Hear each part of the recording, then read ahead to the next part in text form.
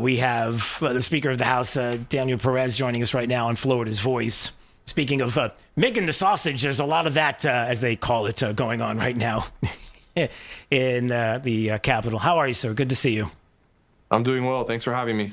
Listen, I have to tell you right out of the gate, my personal frustration has been that I worry that we lose focus. And if we lose focus, there are people that are looking at us and seeing a fracture, this unity. They're concerned about that and the optics, as well as what's been going on with the meat of this illegal immigration bill. And so first, give me your thoughts on that, like all the back and forth and all of that when there's real serious work to be done.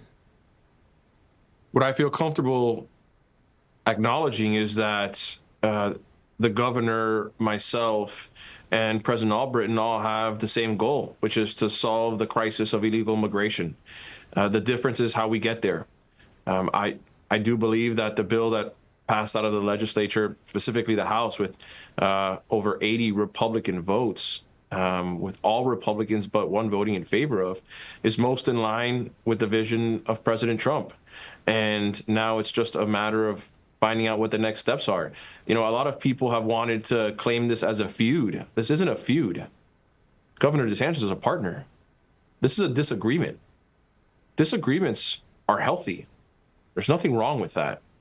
The most important part is that you can eventually get to a place that you solve for the problem that everyone agrees with and that it exists. Yeah. So that's where we are right now. So what are some of those places where we need to come together? For example, what's the reasoning behind taking putting the power within the Department of Agriculture, taking that from the governor, if you will? What was the impetus behind that? And I've seen that as one of the greater issues between the legislature and the governor. But I think it's important that people understand how we arrived at this decision. And I'm glad you asked that question.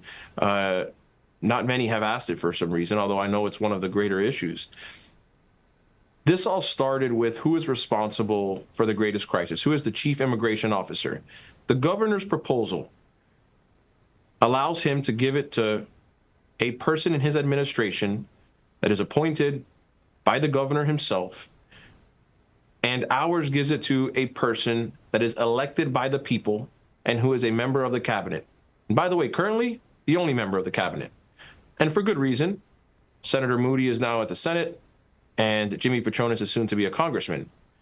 I don't want the chief immigration officer to be a person that, if they do a poor job, the people don't have any recourse on. Anyone at the cabinet is elected by the people. If the Commissioner of Agriculture doesn't do his job, well, the people will then speak on that. Yeah. And I have all the faith that he will do his job. But that's important. People have to be held accountable. An appointment by the governor, as opposed to a person elected by the people, are two different sets of accountability. At the same time, the Commissioner of Agriculture is the only office that has a network throughout the state of boots on the ground that already includes law enforcement. It's not the CFO's office that has accountants in a building, or the Attorney General's office that has lawyers in a building as well. Well, we already have that infrastructure within the Commissioner of Agriculture's office, and now we're just building upon that, and we've put the money to do so. Yeah. But this is also in conjunction with existing law enforcement. The Commissioner of Agriculture is the administrator, but the enforcers, that's law enforcement, which I have all the faith that they're going to do their job. Yeah. Mr. Speaker, excuse me, forgive me, but we're up against a hard break. Can you, because we got a late start, can you hold? Is it possible that you can hold for just a few more minutes? Daniel Perez is joining us today on Florida's Voice, and I know we had a hard break. I want to be respectful of his time, and certainly I wanted him to finish his thought as I asked the question before, the moving of the authority from the governor to the Department of Agriculture, and I just wanted you to finish your thought when it came to law enforcement and what you were saying about that specifically.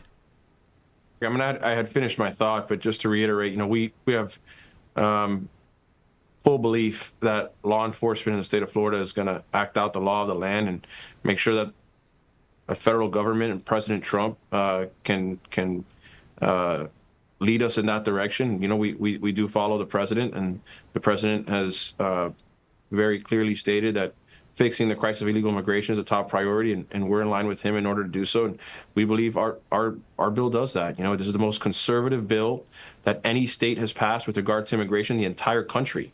And I do believe that it solves for the crisis of illegal immigration on behalf of a state, as well as any other bill that we've seen. So I stand by it, and of course we have a disagreement with the governor on it, but we do agree that fixing the crisis of illegal immigration is top priority. Have you all talked? You and the governor? No, we have not, unfortunately. Well, that's not a good start. That's not a good middle or end. Unfortunately, if you were to call me, you know, I've consistently said this. Take politics out of it for a second. Just Danny Perez as a guy that grew up in Miami and went to Florida State, and today is just a regular guy.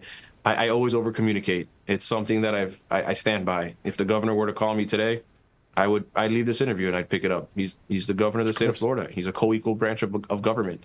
That hasn't happened, and if he would have called after that special session, I've made it known that I would answer. Of course, there was a time when he sent out text messages and emails out to the districts of my members and put their personal cell phone numbers on there, and I found that disrespectful. I don't think you should have ever done that. He should have ever done that. At that moment, I made it very clear there was nothing else to discuss until we finished special session. And that was really out of protection for my members and out of respect for my members and what they've done for their districts. Special session has now ended. If there is ever a willingness to want to continue the conversation, open dialogue on how to solve for illegal immigration, my cell phone number is the same that it's been since I was in 9th grade. Is there something, before we got about a minute, could you see that you and the governor, the two sides, all of you coming together? I mean, are there particular issues that you can see where you can come to some kind of agreement here? I wouldn't know. I mean, look, we changed our bill from its initial publication to its final version that was voted out. Man. We added, I think it was 12 new sectors to our bill. We made it more conservative. We added the death penalty for illegal aliens that commit murder and rape children. We made sure that any illegal alien that commits a crime that currently exists with a minimum maximum, that only the maximum is an option. We're as conservative as you can be, and I'm not sure which part of that is weak. That's how the governor described our bill. There are many facets of our bill that are more conservative than the governor has ever even discussed, yet he calls them weak. Why? I have no idea. If you were to want to have that discussion, I'm always open to it. I'm never going to run away from that. And as I stated earlier, there's nothing wrong with a disagreement, but you know where this ends, I guess we'll see. Yeah. All right. It's great to see you. We'll do this again soon. All the best. God bless, and hope we can work this out. Okay. We'll see you soon.